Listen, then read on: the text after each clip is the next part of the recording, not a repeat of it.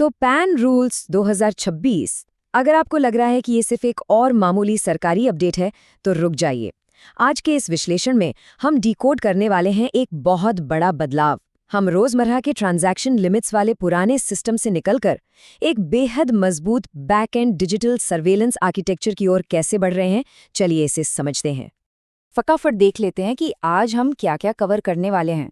हम शुरुआत करेंगे इस नए सर्विलांस युग से, फिर बात करेंगे रियल एस्टेट में बदलावों की, बैंकिंग और कैश रूल्स की, आपके प्रीमियम लाइफस्टाइल खर्चों की, उस नए फॉर्म 97 की, और अंत में देखेंगे कि इसका अनुपालन पर क्या असर पड़ेगा। चलिए शुरू करते हैं। अब सबसे पहला और सबसे बड़ा सवाल जो दिमाग में आता है, आखिर सरकार हर एक छोटी बड़ी वित्तीय चीज को सिर्फ एक पहचान संख्या यानी पैन के इर्द गिर्द क्यों समेट रही है? इसके पीछे क्या मकसद हो सकता है? तो चलिए अपने पहले और सबसे अहम हिस्से की तरफ बढ़ते हैं। ये जो नया डेटा संचालित सर्वेलेंस का दौर है, ये आखिर काम कैसे करता है?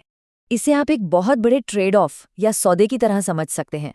पुराने सिस्टम में क्या था, रोजमर्रा के छोटे छोटे ट्रांजैक्शन पर फोकस होता था, लेकिन 2026 के रूल्स एकदम अलग हैं।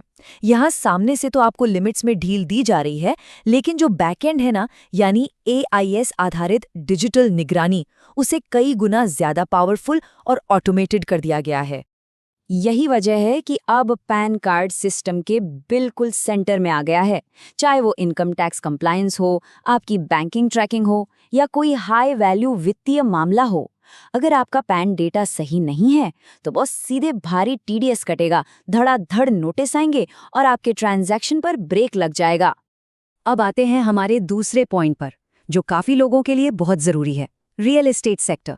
यहाँ लिमिट्स तो बड़ी हैं, लेकिन नियम काफी सख्त हो गए हैं। अब ये जो बदलाव है ना, ये काफी दिलचस्प है। अगर आप छोटी प्रॉपर्टी खरीद या बेच रहे हैं तो आपके लिए अच्छी खबर है, क्योंकि पेपर वर्क कम हो गया है। रिपोर्टिंग की लिमिट 30 लाख से बढ़ाकर 45 लाख कर दी गई है और पैन देने की लिमिट 10 लाख से सीधा 20 लाख हो गई है। मतलब साफ है, सरकार का पूरा फोकस अब सिर्फ और सिर्फ बड़े और हाई वैल्यू प्रॉपर्टी ट्रांसफर्स पर है। और हाँ, अब कुछ खास तरह के ट्रांजैक्शंस को सीधा रडार पर ले लिया गया है, जैसे कि gift deeds, joint development agreements यानी JDA और सेटलमेंट बेस्ड ट्रांसफर्स। बिल्डर्स और रजिस्ट्रार्स के लिए ये एक बहुत बड़ा अलर्ट है कि अब इन सब पर सिस्टम की पैनी नजर है। इस नंबर को बिल्कुल अपने दिमाग में बिठा लीजिए, 45 लाख रुपए। अगर आपका प्रॉपर्टी ट्रांजैक्शन इस अमाउंट के ऊपर जाता है तो हर व्यक्ति के लिए पैन कार्ड एकदम 100% अनिवार्य है। यहाँ कोई छूट की गुंजाइश नहीं है। चलिए अब तीसरे हिस्से पर आते हैं, बैंकिंग और नकद नियम। यहाँ आपको काउंटर पर तो आराम मिलेगा, लेकिन सिस्टम के अंदर सब कुछ ट्रैक हो रहा है। देखिए, बैंक में रोजाना कैश जमा करने पर जो 50,000 रुपये वाली पैन की शर्त थी ना, वो अब हटा दी गई है। ये सुनकर अच्छा लग रहा होगा, लेकिन असली खेल सालाना लिमिट्स में है। अगर आप साल भर में 10 लाख रुपए से ज्यादा कैश जमा करते हैं या निकालते हैं तो वो सीधा सिस्टम में मॉनिटर होगा। और तो और RBI के प्रीपेड इंस्ट्रूमेंट्स पर भी अब 10 लाख की लिमिट पर नजर रखी जाएगी। विदेशी मुद्रा यानी फॉरेन एक्सचेंज और डिमांड ड्राफ्ट बनवाने वालों के लिए तो नियम और भी टाइट हैं। अगर आप बिना पैन के ये सब करने की कोशिश करते हैं तो आपकी जो लिमिट है वो सीधे आधी कर दी जाएगी, 10 लाख की जगह सिर्फ 5 लाख। एक तरह से देखा जाए तो ये बिना पैन वालों के लिए कड़ी चेतावनी है। लेकिन घबराइए मत, एक बड़ी राहत भी दी गई है। आम जनता के लिए सिर्फ एक बेसिक डेबिट कार्ड अप्लाई करने के लिए पैन कार्ड देने का जो पुराना झंझट था, उसे अब पूरी तरह से खत्म कर दिया गया है। अब रुक करते हैं चौथे हिस्से का, यानी आपकी प्रीमियम लाइफस्टाइल और विवेकाधीन खर्चों की ट्रैकिंग। अगर आप बड़े होटल्स, वेडिंग वेन्यू या कन्वेंशन सेंटर्स में खर्चे करते हैं तो जान लीजिए कि अब सरकार ने अपना जाल थोड़ा और बढ़ा कर दिया है। हालांकि रिपोर्टिंग की लिमिट 50,000 से बढ़ाकर 1 लाख रुपए कर दी गई है, लेकिन अब इन खर्चों पर भी पूरी निगरानी रखी जाएगी। मोटर व्हीकल रूल्स के तहत अगर आप 5 लाख रुपए से ऊपर की कोई भी गाड़ी खरीद या बेच रहे हैं, चाहे वो कोई प्रीमियम 2 व्हीलर हो या लग्जरी कार, तो पैन देना मस्ट है। लेकिन एक मजेदार बात बताऊं, ट्रैक्टर्स जैसे खेती की गाड़ियों को इससे बिल्कुल बाहर रखा गया है। तो कम से कम खेत के लिए आपको पैन की टेंशन नहीं लेनी है। स्टैम्प पेपर और हाई वैल्यू लाइफ इंश्योरेंस के नियमों को देखिए, सीधा सा फंडा है। पैन कार्ड है तो स्टैम्प पेपर की लिमिट 2 लाख और इंश्योरेंस की 5 लाख रहेगी। लेकिन अगर पैन नहीं है तो ये लिमिट्स घटकर बिल्कुल आधी रह जाएंगी। सिस्टम अब बहुत क्लियरली बता रहा है कि नियमों का पालन करने वालों और ना करने वालों के बीच क्या फर्क होगा। तो चलिए अब आते हैं अपने 5वें पॉइंट पर। एक बहुत ही पुराने फॉर्म की विदाई और एक नए फॉर्म की एंट्री, यानी नया फॉर्म 97।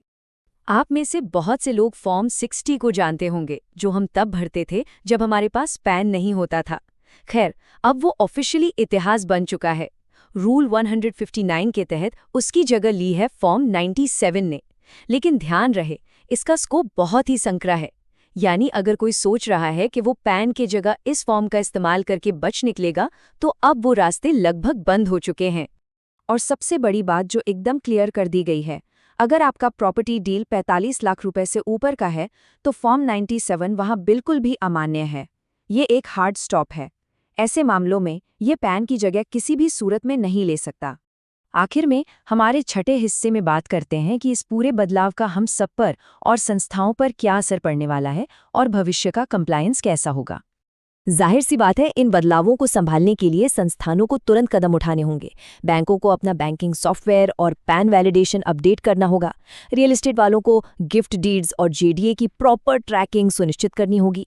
और हमारे सीए को भी अपने क्लाइंट्स का केवाईसी और वर्कफ्लो तुरंत बदलना होगा।